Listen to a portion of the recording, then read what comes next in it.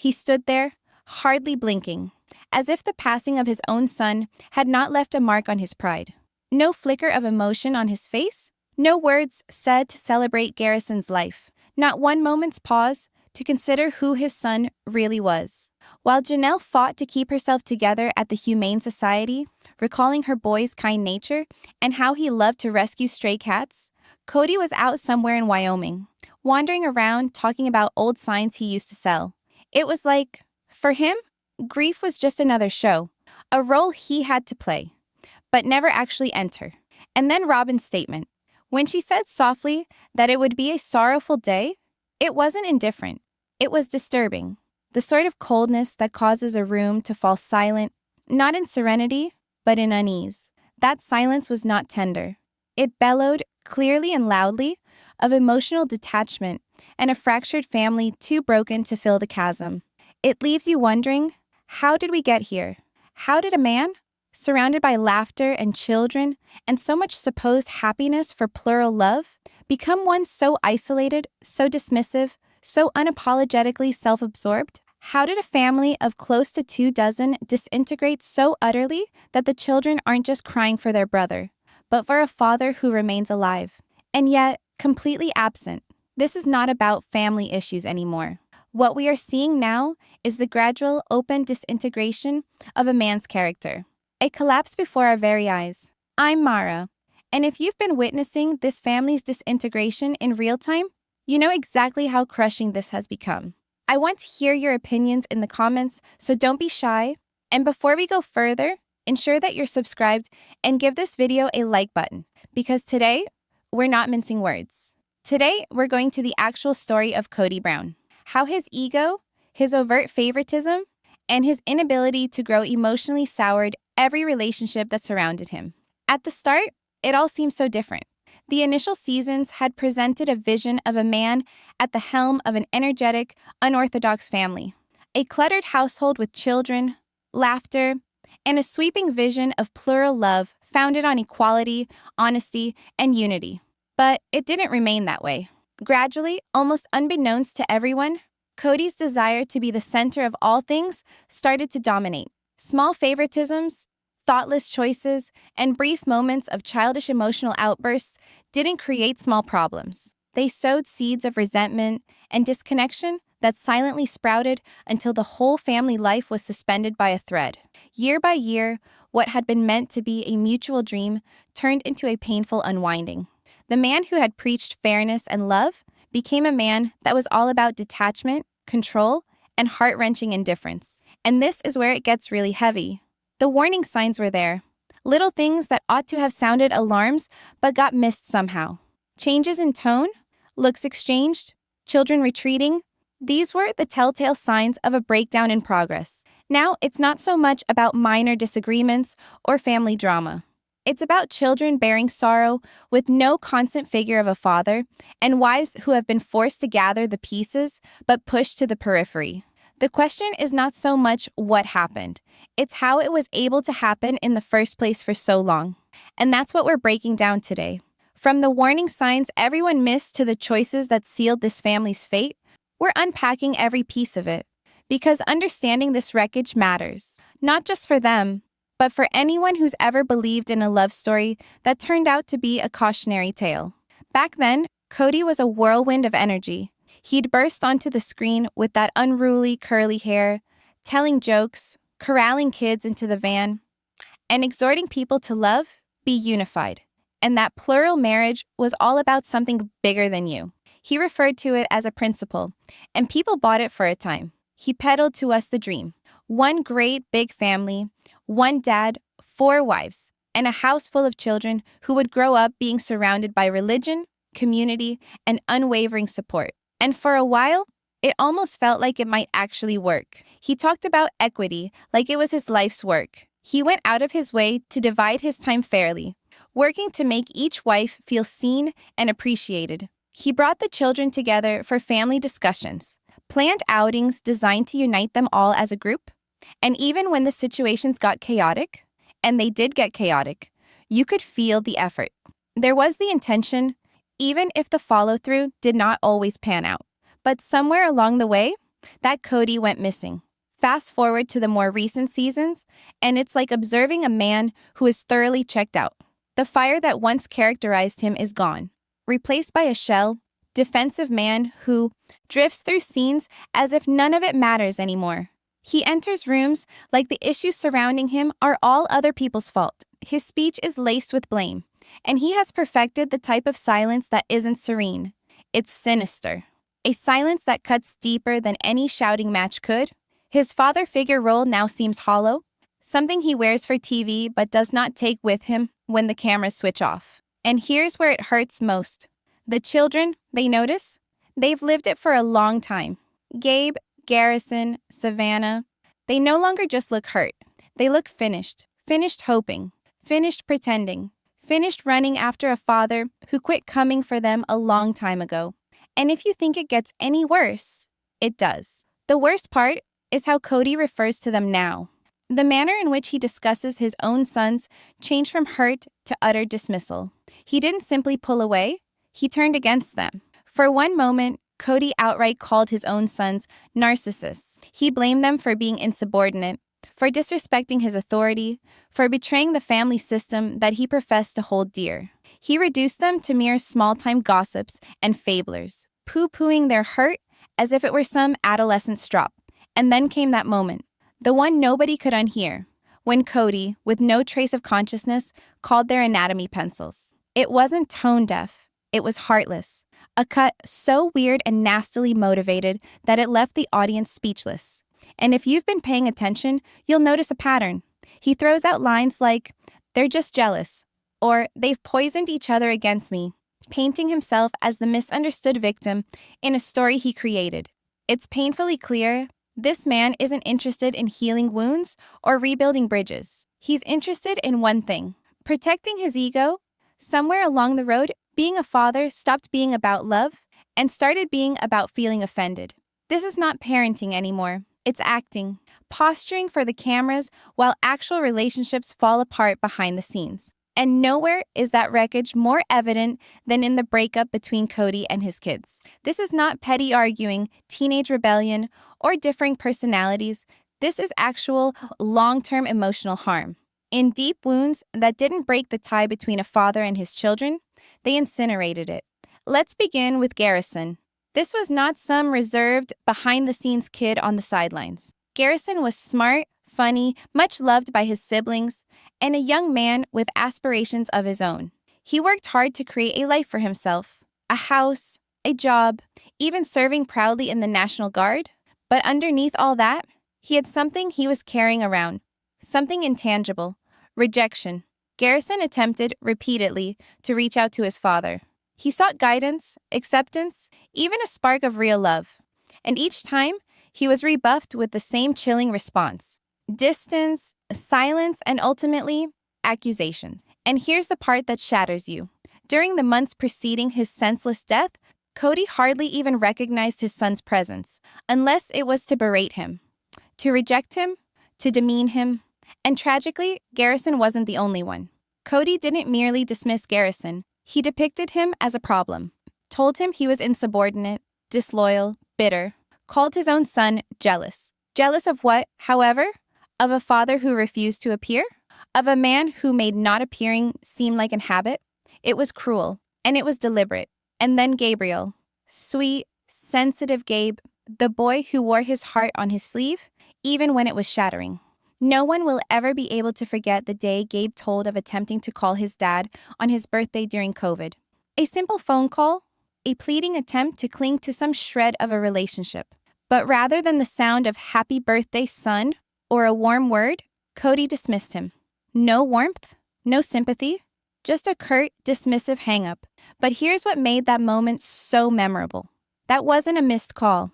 That was a milestone moment in their relationship, the moment Gabe understood he wasn't a priority.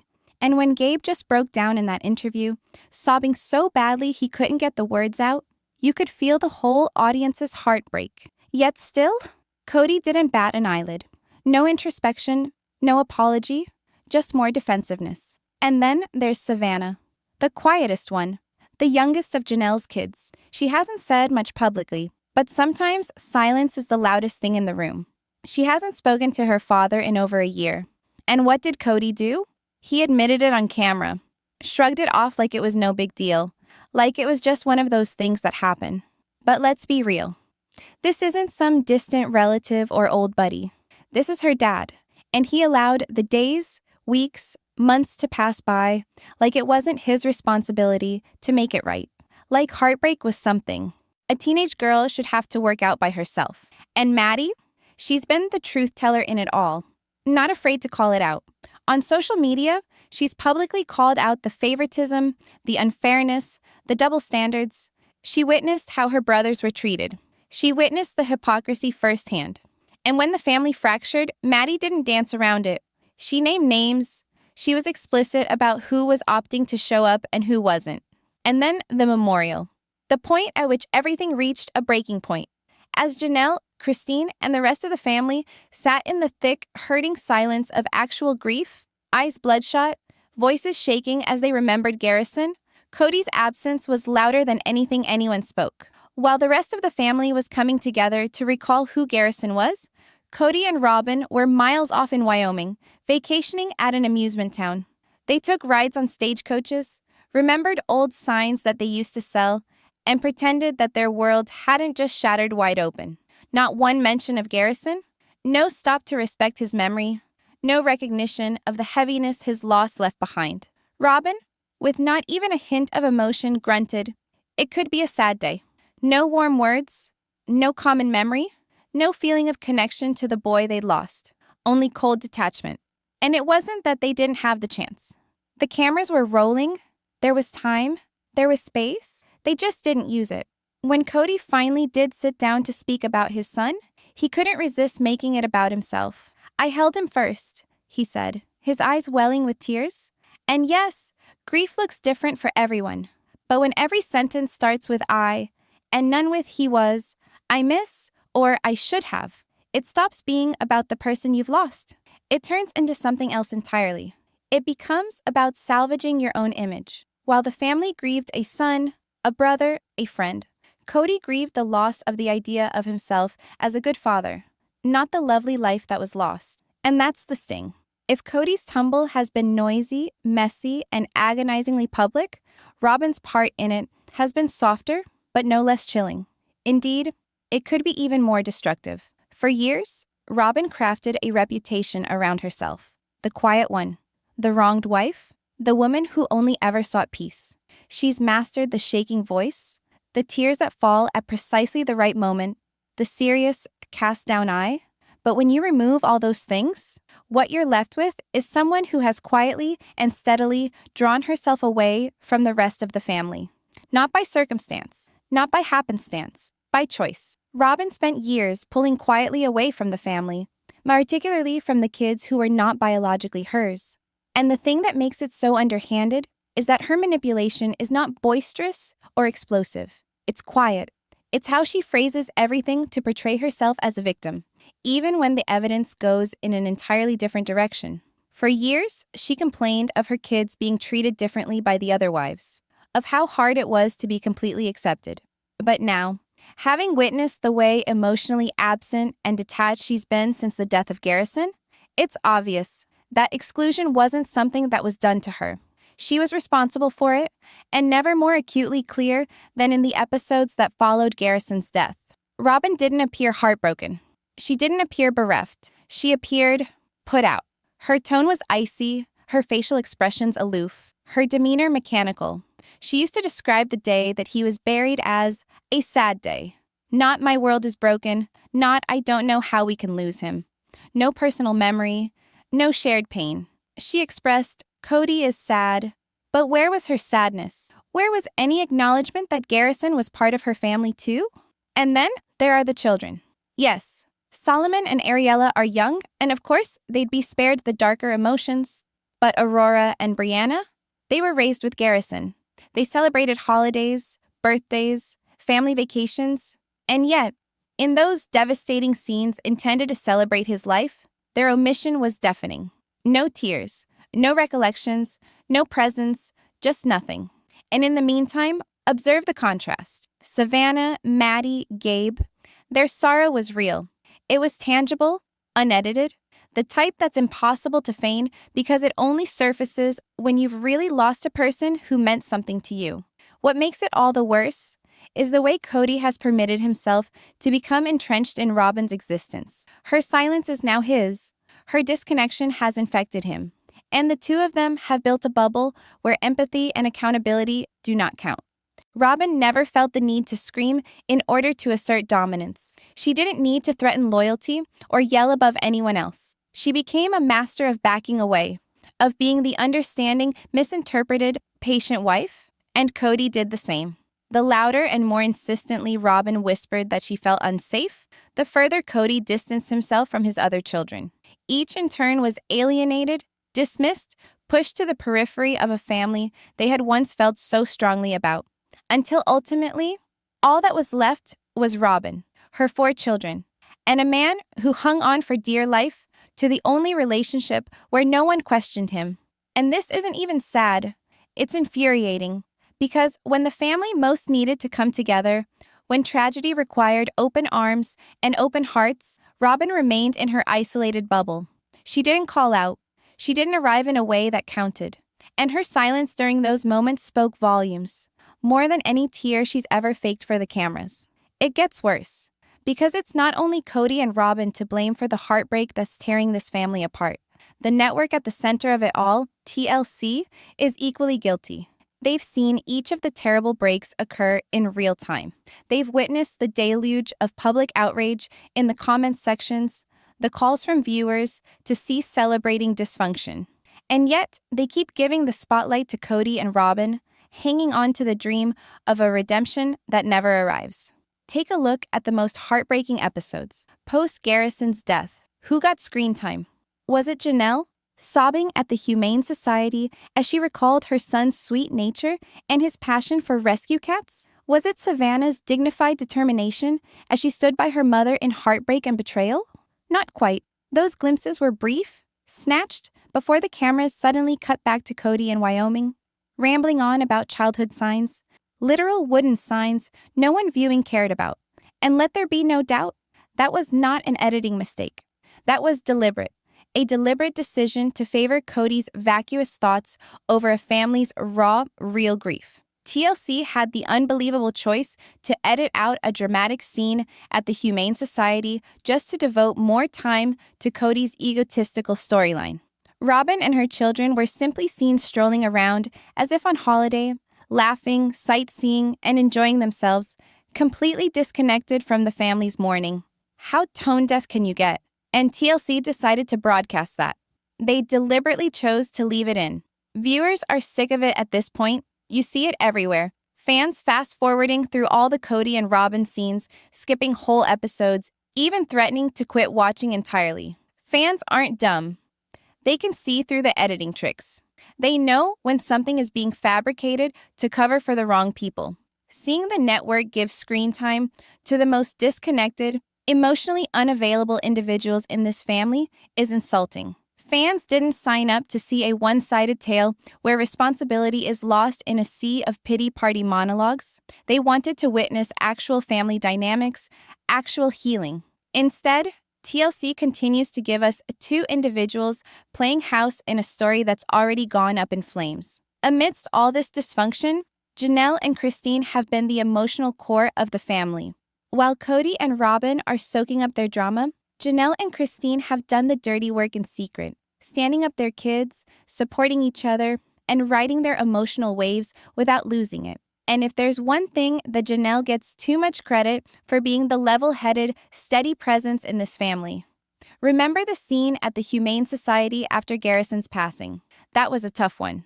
Janelle, fighting back tears as she described the shattering effect of losing her son, was one of the few unvarnished moments we witnessed through the mayhem. While Cody was off God knows where in Wyoming, Janelle was mourning in real time.